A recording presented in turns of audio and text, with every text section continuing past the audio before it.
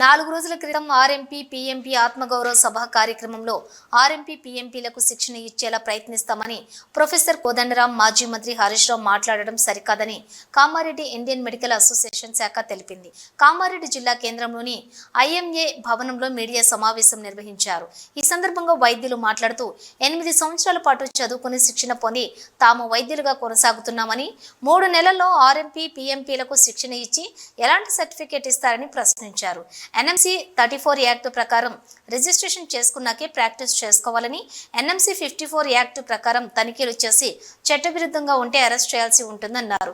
ఇలా వైద్యులంటే మీకు ఎందుకు వివక్ష? తాము తెలంగాణ బిడ్డలం కాదా అని నిలదీశారు.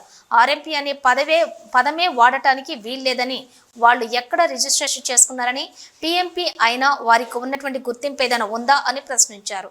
ఈ సమావేశంలోని ఐఎంఏ ప్రధాన కార్యదర్శి డాక్టర్ అరవింద్, సభ్యులు పుట్టా మల్లికార్జున్, రమేష్ బాబు, చంద్రశేఖర్, ఉమారెడ్డి, నవీను, జముల్, రమేష్, కోటాయ్, రవికిరణ్, గీరెడ్డి, రవీందర్ రెడ్డి పాల్గొన్నారు. ఎందుకంటే ఒక ప్రాక్టీస్ చేయాలంటే ఒక డాక్టర్ కనీసం ఒక 30 సంవత్సరాలు వెచ్చించాల్సి ఉంటుంది. ఆ తర్వాత ప్రాక్టీస్ చేయాలంటే కనీసం ఒక 50 నుంచి 60 డిపార్ట్మెంట్ నుంచి లైసెన్స్ తీసుకోవాల్సి ఉంటుంది.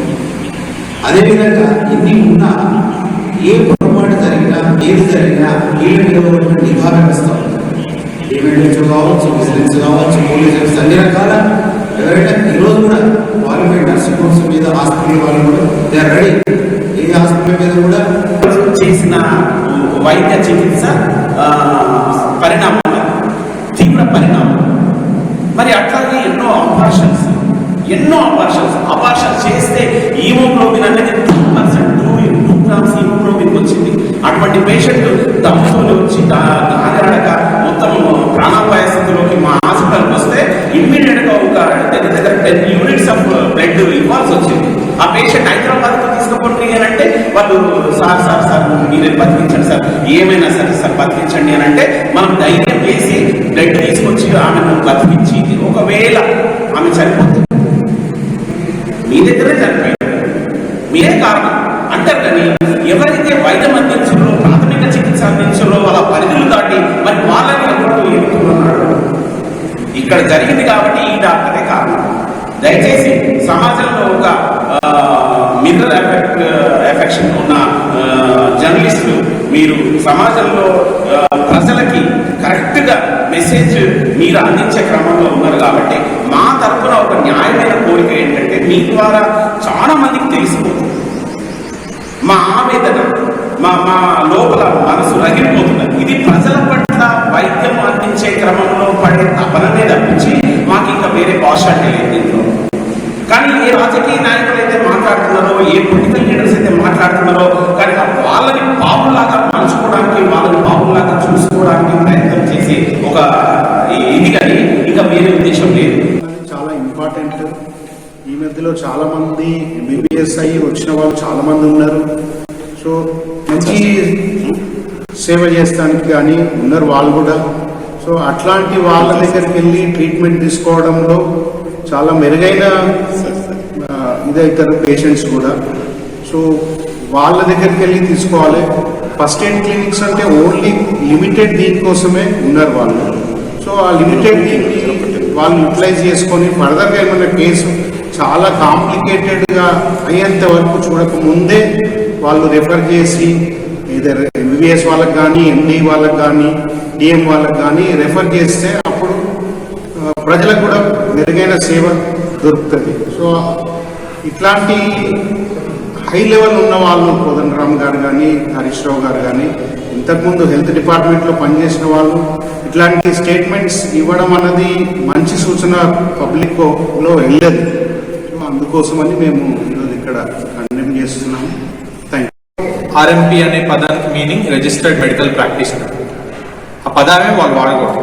ఎవరైతే బయట క్వాక్స్ లాగా వర్క్ చేస్తారు, quack is the correct word for them. Registered medical practitioner అనే పదం వాళ్ళు వాడడానికి వీల్లేదు. వాళ్ళు ఎక్కడ రిజిస్ట్రేషన్ చేయించుకుంటున్నారు, వాళ్ళకి ఏమైనా రిజిస్ట్రేషన్ ఉందా, రిజిస్ట్రేషన్ నెంబర్ ఉందా, వాళ్ళ రిజిస్ట్రేషన్కి ఎవరైనా బాడీ ఉందా, అథారిటీ ఎవరైనా అప్రూవ్ చేస్తుందా వాళ్ళ రిజిస్ట్రేషన్. ఫస్ట్ థింగ్, వాళ్ళంతటా వాళ్ళు ఓకే మేము రిజిస్టర్డ్ మెడికల్ ప్రాక్టీషనర్స్ కాదు, మేము పిఎంపీ అని పెట్టుకుంటాము ప్రైవేట్ మెడికల్ ప్రాక్టీషనర్స్ అంటే సరే.